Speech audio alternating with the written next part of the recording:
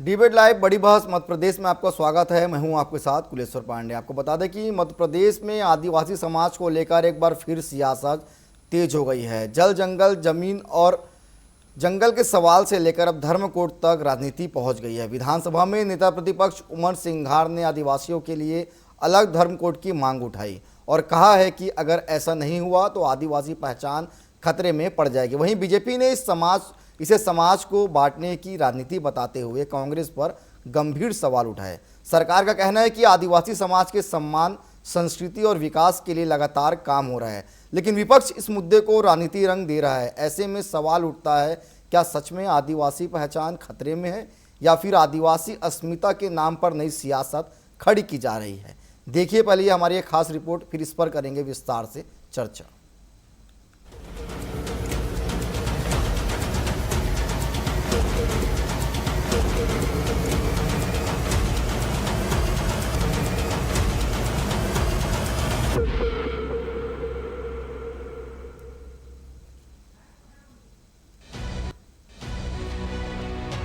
अमरकंटक में आयोजित एक कार्यक्रम में नेता प्रतिपक्ष उमंग सिंघार ने आदिवासी समाज से अपील की कि वे बड़ी संख्या में अलग धर्म कोड की मांग को लेकर आवेदन भेजें। उनका कहना है कि अगर आदिवासियों को किसी अन्य धर्म की श्रेणी में रखा जाएगा तो उनकी सांस्कृतिक पहचान कमजोर हो जाएगी। सिंघार ने ये भी आरोप लगाया कि आदिवासी समाज अपने ही प्रदेश में रोजगार, शिक्षा और सम्मानजनक जीवन के लिए पलायन करने को मजबूर है। उनके मुताबिक जल, जंगल, जमीन आदिवासियों की विरासत है, लेकिन आज इन्हें छीनने की कोशिश की जा रही है। आज जनगणना हो रही पूरे देश के अंदर कि 7वें कॉलम में भरना है, बोलो प्रकृति धर्म आदिवासी कोड। अगर आप नहीं भरोगे तो आपको किसी दूसरे धर्म में डाल दिया जाएगा। आपका आरक्षण खत्म, आपके अधिकार खत्म। अगर आपने 25 लाख भरे, मैं कहता हूं कि 50 लाख फॉर्म यहां से मध्य प्रदेश से भर के जाना चाहिए, ताकि दिल्ली में बैठी हमारी बहन राष्ट्रपति, उनको एहसास हो कि मध्य प्रदेश के 2.25 करोड़ प्रतिनिधियों ने, आदिवासियों ने, छत्तीसगढ़ के आदिवासियों ने, अन्य स्टेट के आदिवासियों ने ये मांग उठाई है कि इनको दर्जा मिलना चाहिए। विपक्ष के आरोपों के बीच सरकार ने इन बयानों को गैर जिम्मेदाराना और भ्रामक बताया है। कैबिनेट मंत्री विश्वास सारंग का कहना है कि कांग्रेस हमेशा से विभाजन की राजनीति करती आई है और अब आदिवासी समाज को गुमराह करने की कोशिश की जा रही है। सरकार का दावा है कि आदिवासी समाज के विकास के लिए लगातार कई योजनाएं चलाई जा रही है। मुख्यमंत्री डॉक्टर मोहन यादव लगातार ये कहते रहे हैं कि आदिवासी समाज मध्य प्रदेश की आत्मा है और उनके सम्मान और विकास से कोई समझौता नहीं होगा। कि कांग्रेस करती आई है, विघटन करने की राजनीति करती आई है, फूट डालो और राज करो की नीति के तहत वो आगे बढ़ते हैं। भोले वाले आदिवासियों को इस तरह से बरगलाने की जो कोशिश की जा रही है, ये आपत्तिजनक भी है, निंदनीय भी है और गैर कानूनी। फिलहाल सवाल यही है कि क्या धर्म कोड की मांग आदिवासी पहचान की रक्षा का प्रयास है या फिर ये राजनीति का नया मुद्दा बनता जा रहा है। एक तरफ विपक्ष पहचान के संकट की बात कर रहा है तो दूसरी तरफ सरकार विकास और सम्मान की अपनी योजनाएं गिना रहा है। अब देखना ये होगा कि आदिवासी समाज इस बहस को किस नजर से देखता है और आने वाले समय में इस सियासत की दिशा क्या होती है। TV 24 bureau report, Bhopal.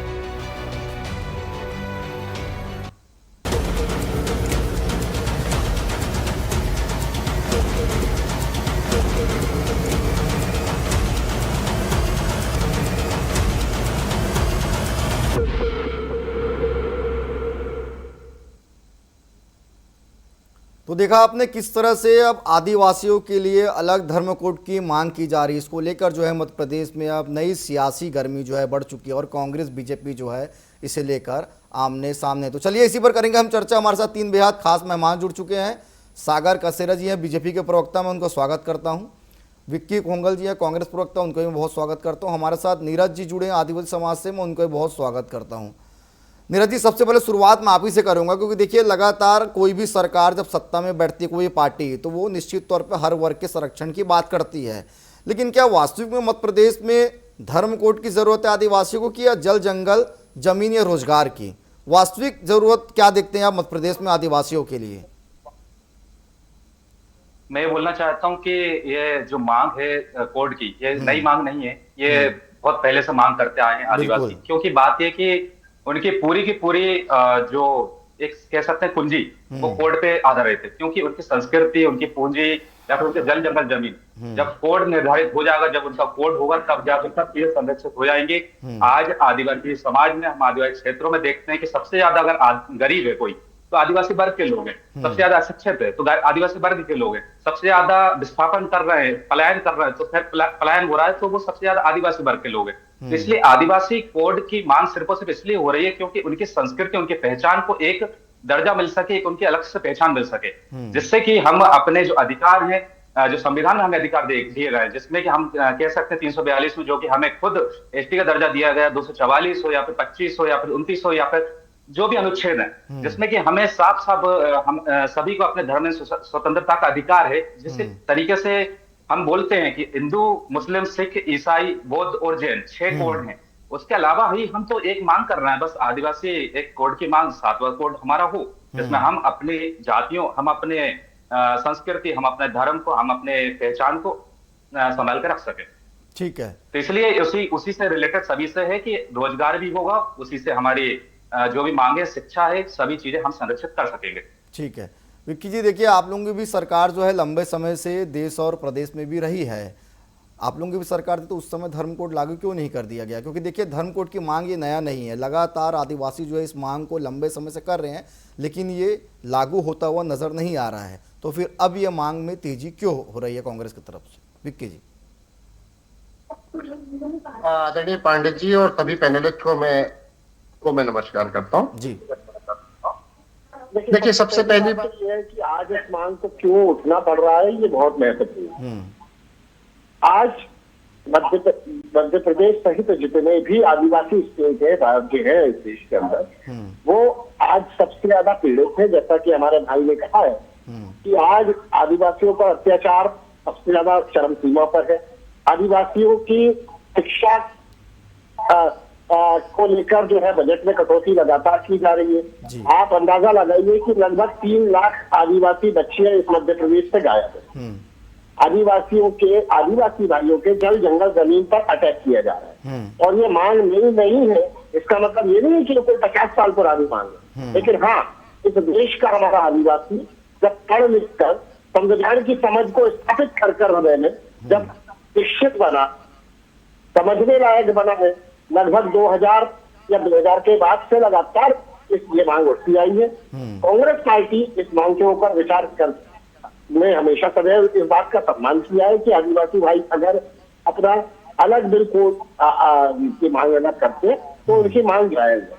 और मैं, अगर हम एक हिंदू होने के नाते भी, देश के एक नागरिक होने के नाते भी, अगर आदिवासी भाइयों की इस बात को हम सम्मान नहीं दे पाए और हमने उसको इतनी घृणित और इतनी छोटी मानसिकता के रूप में देख लिया कि इससे हिंदुओं को खतरा होगा या समाज के अंदर कहीं बंटवारा आएगा, तो माफ कीजिएगा, इससे ज्यादा घृणित और इससे ज्यादा छोटी सोच एज अ हिंदू कुछ नहीं हो सकती कि एक पीड़ित वर्ग के लिए जो अपनी संस्कृति, अपनी भाषा, अपनी अलग सभ्यता, अपनी लिपि, इन सारी चीजों के लिए सम्मान की यदि बात कर रहा है और प्रकृति पूजक हमारा जो एक आदिकाल से हमारे मूल निवासी समाज है, अगर वो अपने सम्मान की बात कर रहा है, तो मुझे ऐसा लगता है कि इसमें ये राजनीति का विषय नहीं है। आदिवासी भाइयों की इस मांग को माननीय राष्ट्रपति से लेकर के माननीय मुख्यमंत्री जी से लेकर के सभी जिम्मेदार पद पर बैठे हुए लोगों को सीरियसली लेना चाहिए और उसका सम्मान करना चाहिए। ठीक है। सागर जी, कुछ आप बोलना चाह रहे थे, अपनी बात रख लीजिए। पूछा था, उसी बात को मैं आगे बढ़ाता हूँ। आपने बहुत खूबसूरती से ये विक्की जी से प्रश्न किया कि आपकी सरकारें रही, इन्हें इतना सरल लगता है आदिवासी के लिए हिंदू कोड बनाना, और इन्हें लगता था कि ये बहुत आवश्यक भी है। तो धर्म कोड को अलग करने का काम कांग्रेस ने 70 सालों में क्यों नहीं किया? क्योंकि कांग्रेस कभी चाहती ही नहीं है कि आदिवासी समाज को सही सम्मान मिले। और असली मुद्दा जो है आदिवासी समाज की असली पहचान का है, धर्म कोड का नहीं जी। और मुझे इसीलिए साफ कहना है कि नेता प्रतिपक्ष उमंग सिंघार जो कर रहे हैं वो आदिवासी समाज की आवाज बिल्कुल नहीं है। यह कांग्रेस की पुरानी डिवाइड एंड रूल की राजनीति का नया संस्करण है। अगर थोड़ा सा ध्यान दें तो ये बात समझ में आती है कि आजादी के पूर्व अंग्रेजों ने ही आदिवासियों को हिंदू समाज सभ्यता संस्कृति से अलग करने का कुंठित प्रयास किया था। आज इस प्रयास को आगे बढ़ाने का काम कांग्रेस कर रही है। सबसे पहले एक ऐतिहासिक तथ्य समझना जरूरी है कि भारत में आदिवासी समाज कभी अलग नहीं करके देखा गया। वो प्रकृति पूजा करता है, वो ग्राम देवता को मानता है, शिव शक्ति की आराधना करता है, जंगल और धरती को माता मानता है और यह सब सनातन संस्कृति का विस्तार है। यहाँ तक कि भगवान बिरसा मुंडा जो जनेऊ धारण करते हैं, वो जनेऊ कहाँ का है जरा बताइए। वो जनेऊ भी तो सनातन संस्कृति का ही एक प्रतीक है। रामायण में माता शबरी हूँ, महाभारत में हिडिंबा हो, जलोत्पक्ष हो, हमारे ऋषि परंपरा में वनवासी तपस्वी हो, ये सब इस बात का प्रमाण है कि आदिवासी समाज सनातन परंपरा का भी नहीं है। लेकिन कांग्रेस क्या करती है, जहाँ समाज जुड़ा हुआ है वहाँ पहचान के नाम पर दीवार खड़ी करने का प्रयास कर रही है। उमंग सिंघार जी कह रहे हैं 50 लाख आवेदन राष्ट्रपति को भेजो, अलग धर्म कोड की मांग करो। मैं पूछना चाहता हूँ क्या आदिवासी समाज के अधिकारों की उनको चिंता है या सिर्फ मध्य प्रदेश में अपने वोट बैंक की राजनीति की चिंता है? कांग्रेस का इतिहास देखिए, कभी हिंदू आतंकवाद का नैरेटिव करते हैं, कभी हम हिंदू नहीं है कैसे बयान देते हैं, कभी सनातन परंपरा को गाली देते हैं और आदिवासी समाज को हिंदू संस्कृति से अलग बताने की कोशिश कर रहे हैं। क्योंकि स्वयं भगवान बिरसा मुंडा कहते हैं आमू आखा हिंदू छे, आमू आखा एक छे, और उसके बाद इनकी इस प्रकार की राजनीति। मुझे लगता है ये इनका हिडन एजेंडा है कि सनातन धर्म के अंदर अलग अलग धर्म के जुड़े लोगों को विभाजित करो, आदिवासी समाज को की एकता को विखंडित करो और उसके बाद उन्हें अपना वोट बैंक का शिकार बनाओ। लेकिन आज देखिए भारतीय जनता पार्टी ने उन्हें सम्मान देने का काम किया। हम भगवान बिरसा मुंडा जयंती को जनजातीय गौरव दिवस के नाम से मना रहे हैं। आदिवासी नायकों के नाम पर संग्रहालय और स्मारक मध्य प्रदेश की सरकार ने बनाया। रानी कमलापति स्टेशन से लेकर जनजातीय गौरव यात्रा तक का इतिहास को हमने सम्मान देने का प्रयास किया है।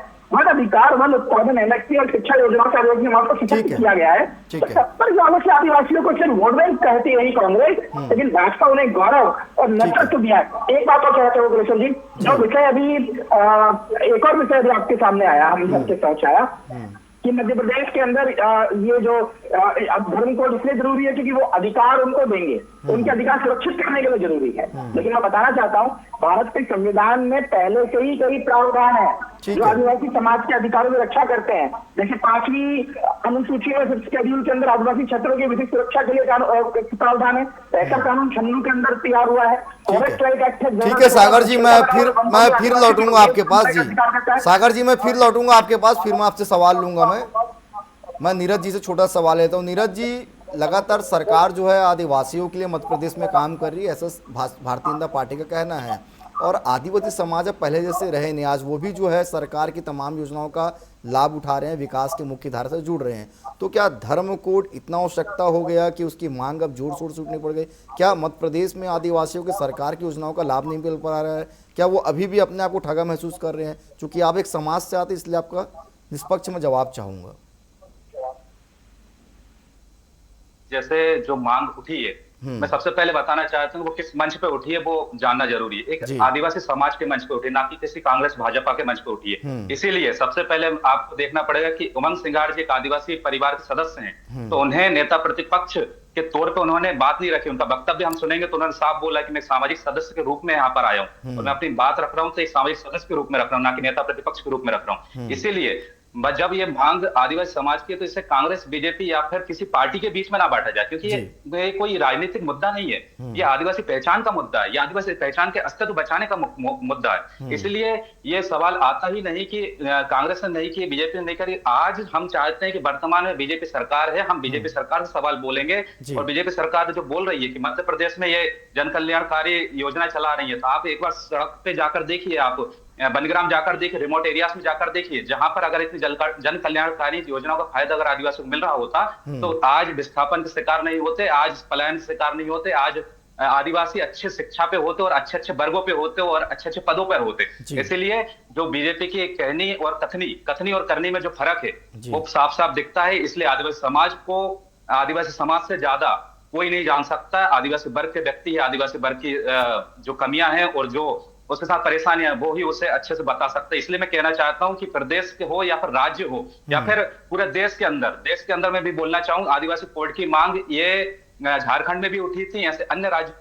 में भी उठी थी। इसलिए मैं बोलना चाहता हूं कि मध्य प्रदेश में कोई ये मांग हम जो कह रहे हैं कि वो किसी भी राजनीतिक मंच से, राजनीतिक पार्टी के उससे किसी ने नहीं बोला। आदिवासी समाज की खुद की मांग है, ना ही कोई बांटने का काम कर रहा है, सिर्फ उसे सब जोड़ने का काम कर रहे हैं। तो जब संविधान खुद आदिवासियों को अलग अलग जब उसके अधिकार संरक्षित करती है तो बीजेपी क्यों घबरा रही है कोड लागू करने में? इससे साफ समझ में आता है कि ये जानते हैं कि अगर आदिवासी कोड लागू होता है तो सच्चाई इनकी पूरी की पूरी सामने आ जाएगी। इसलिए मैं कहना चाहता हूं कि ये आदिवासी कोड बहुत जरूरी है। ठीक है विक्की जी, क्या भारतीय जनता पार्टी के प्रवक्ता साफ तौर पर कह रहे हैं कि आदिवासियों को पूरा लाभ जो है सरकार की योजनाओं को मिल रहा है और आदिवासियों के लिए अगर सरकार भी काम कर रहा है, तो सर आप लोग फिर क्यों सवाल इसमें खड़े कर रहे हैं? बहुत लंबा चौड़ा भाषण उन्होंने दिया है और सिवाय कांग्रेस को कुर्सने के उन्होंने अपनी किसी भी नीति पे स्पष्ट रूप से अपनी बात नहीं रखी। सबसे पहले तो भारतीय जनता पार्टी की प्रवक्ता को इस बात की जानकारी होनी चाहिए कि मध्य प्रदेश की एकमात्र मध्य प्रदेश की मांग नहीं है, और ना ही मध्य प्रदेश एकमेव या एकमात्र आदिवासी स्टेट है इस देश का।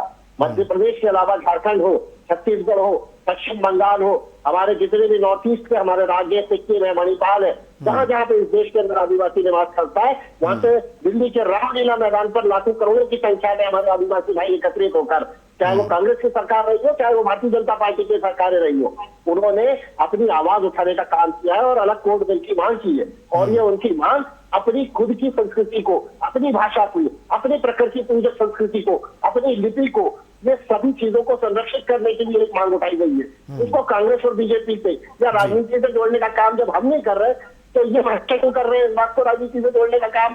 और सबसे बड़ी बात बताइए, मध्य प्रदेश की बात करता हूँ। मध्य प्रदेश में तो 22 साल से आपकी सरकार है। मध्य प्रदेश के 22 सालों के अंदर कितने आदिवासियों की जीवन के अंदर सुधार आया? क्या अभी कितने आदिवासी आज पलायन करने से बचे? कितने आदिवासियों की जो है पर कैपिटा इनकम के अंदर वृद्धि हुई है? कितने आदिवासियों को आपने नौकरी दी? कांग्रेस से सवाल करना बंद करिए महाराज। 22 साल के अपने सरकार का हिसाब तो दे नहीं पाते और लगातार कांग्रेस से सरकार सवाल करते। अरे कांग्रेस ने तो संविधान के अनुसार चलने का काम किया। कांग्रेस ने तो लगातार जो है आदिवासियों के हितों को संरक्षित करने का काम किया। संविधान का अनुच्छेद 244 हो या 200 या अनुच्छेद 29 हो, जिसमें आदिवासियों की संरक्षित मूल्यों को, उनकी संस्कृति को, उनको अगर फ्रीडम दी गई है तो कांग्रेस ने हमेशा उस बात के सम्मान किया है। आदिवासी वर्ग से आज IAS, IPS, जज अगर कोई बेटा या बेटी बनता है तो क्या आप अपने 70 साल के उस इतिहास को भूल जाएंगे कि आज आदिवासी समाज को चाहे महिलाओं को आरक्षण देने की बात हो, चाहे उनको राजनीतिक जो है आरक्षण देने की बात हो, राजनीति के अंदर उनको उनका हिस्सा जो मिलना चाहिए था वो 70 सालों में लगातार मिला। इसीलिए आज नेता प्रतिपक्ष के रूप में उमंग सिंघार बैठे हुए। ठीक है, चलिए सागर जी से ले लेता हूँ जवाब। ठीक है सागर जी, आप कुछ कह रहे थे।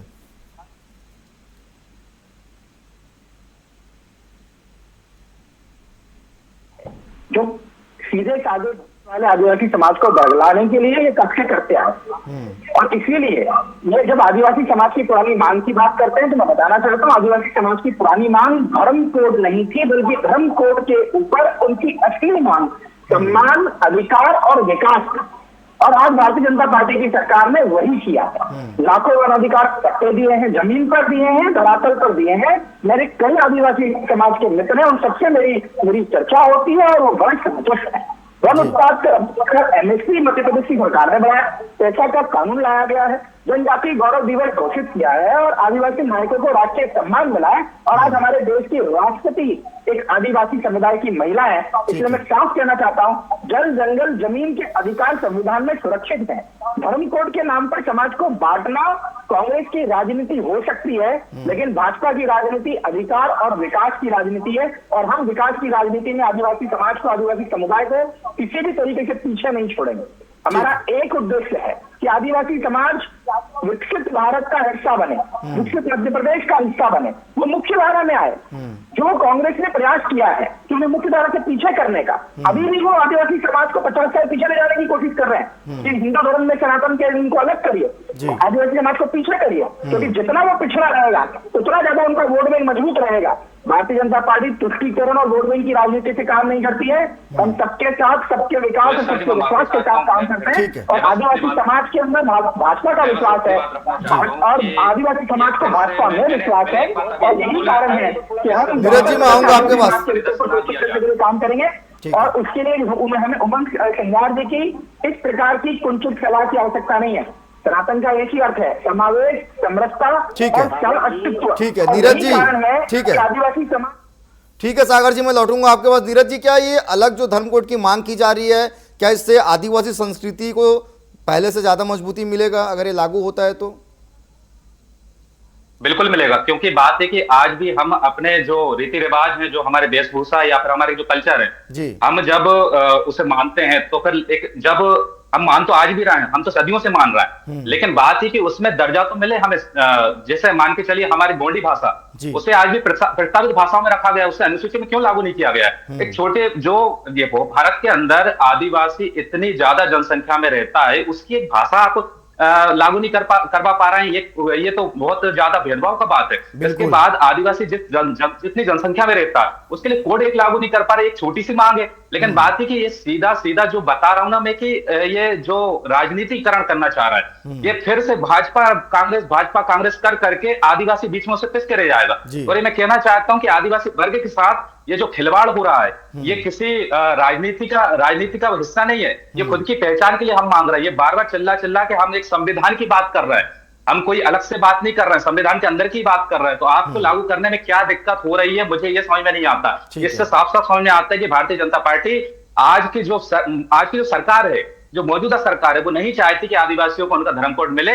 और जो कोड जब मिल जाएगा तो फिर उनकी जो मांगे रहेंगी, जो उनकी संस्कृति रहेगी, जो उनके अधिकार है, जो आपने बोला कि पेशा कानून, आज धरातल पे देख लीजिए पेशा कानून किस तरीके से क्रियान्वयन हो रहा है। और आपने बोला कि जो भी आपकी योजनाएं चल रही हैं, आप जाके देखिए जो क्रियान्वयन हो रहा है उसका डाटा उठाइए। मैं खुद एक बनग्राम से आता हूँ जहां पर स्कूल नहीं है, 8वीं तक स्कूल है, जहां पे 35 किलोमीटर दूर जाना पड़ता 12वीं क्लास के लिए, उसके बाद 250 किलोमीटर जाना पड़ता राजधानी के लिए, कॉलेज के लिए। कहां से पैसा लाएगा? आमदनी उतनी ही है साहब। इसलिए मैं बोलना चाहता हूं कि इसलिए जो कथनी और करनी है उसमें जमीन आसमान का फर्क है। मैं ये किसी सरकार को गलत नहीं कह रहा हूं, लेकिन आपकी ये जो मांगे हैं, जो आप जो बता रहे हैं योजनाओं का, तो योजनाओं को एक बार फिर से गहराई से जानिए। और हम बताएंगे जब आप आएंगे हमारे गांव या फिर हमारे गांव में जाएंगे, भील एरिया में जाएंगे, गोंड समुदाय में जाएंगे, कोरकू, बेगा, सहरिया, ऐसी कितनी जनजातियां हैं, जब उनके दर्द को जानेंगे तब आप समझ में आएगा कि भोपाल राजधानी तक आने में उनको कितना पैसा लगता है और कितनी चीजें होती है। इसलिए मैं कहना चाहता हूं, जो हमने अभी मांग उठाई थी,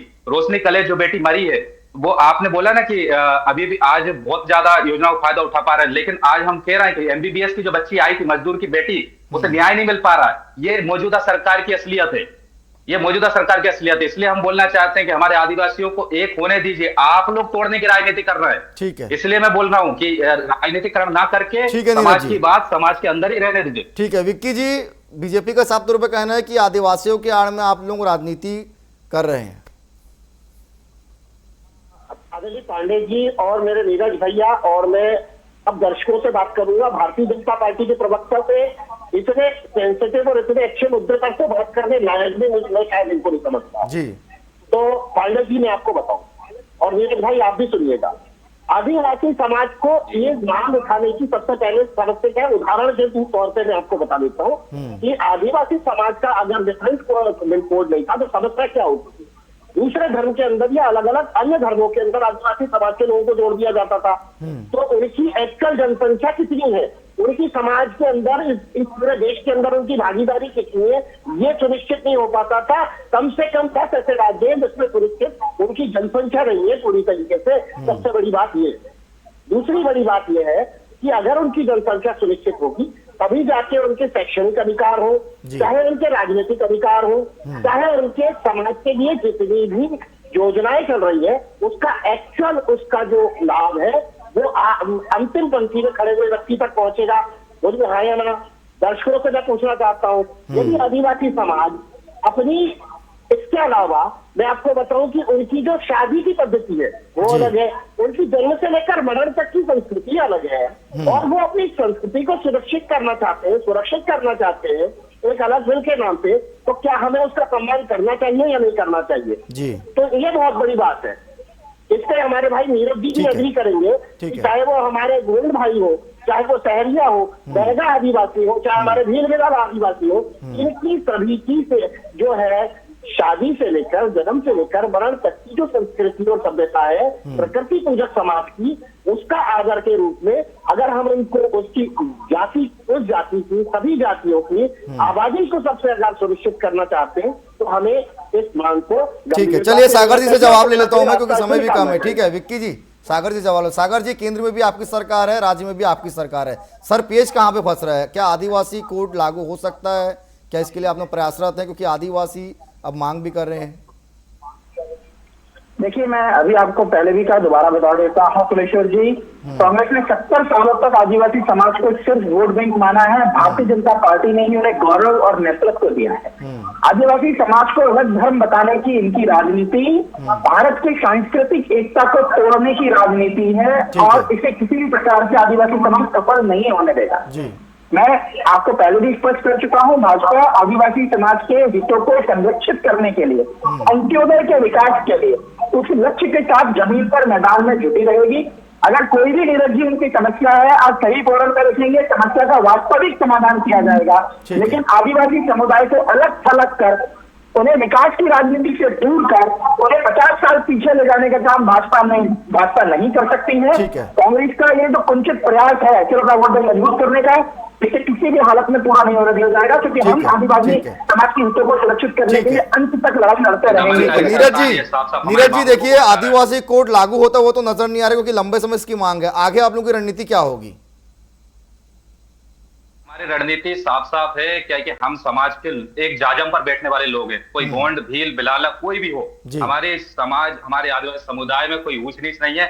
हम ये कहना चाहते हैं कि सभी की एक सर्वसहमति है। हम सरकार से, जो मौजूदा सरकार है, उससे एक संविधान के दायरे के अंदर एक मांग कर रहे हैं। अगर वो हमारी मांग को स्वीकार नहीं कर, हम जैसा कि प्रवक्ता जी ने बोला कि हम इस बिल्कुल साफ मना कर रहे हैं। अरे आप क्या मांग कर रहे हैं? आप एक बीजेपी को एक चुन के गया है, जनता के एक प्रतिनिधि हैं, बस आप कैसे मना कर सकते हैं? आप उस मांग को रखिए ना, क्योंकि बात है कि हम एक जनता के तौर पर बोल रहे हैं, कोई हम अलग से थोड़ी, हम देश के बाहर के लोग थोड़ी, हम देश के मूल निवासी हैं। हमारी मूल निवासियों की बात नहीं सुनेंगे आप लोग, ये सुनना पड़ेगा आपको। और मैं कहना चाहता हूं कि हमारी रूपरेखा पूरे समाज के साथ बैठेंगे, और अगर बीजेपी ऐसी दमनकारी, ऐसे हिटलरशाही दिखाएगी तो हम इस हिटलरशाही सरकार को।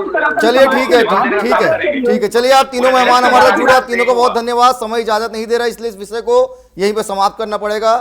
तो कुल मिलाकर मध्य प्रदेश में आदिवासी धर्म कोड की मांग जो है तेज हो गई है, जिसे लेकर कांग्रेस और बीजेपी आमने सामने है, सियासी बयानबाजी भी तेज है। तो फिलहाल आज के लिए इतना ही, कल किसी और विषय के साथ होगी मुलाकात। मुझे दीजिए इजाजत, धन्यवाद।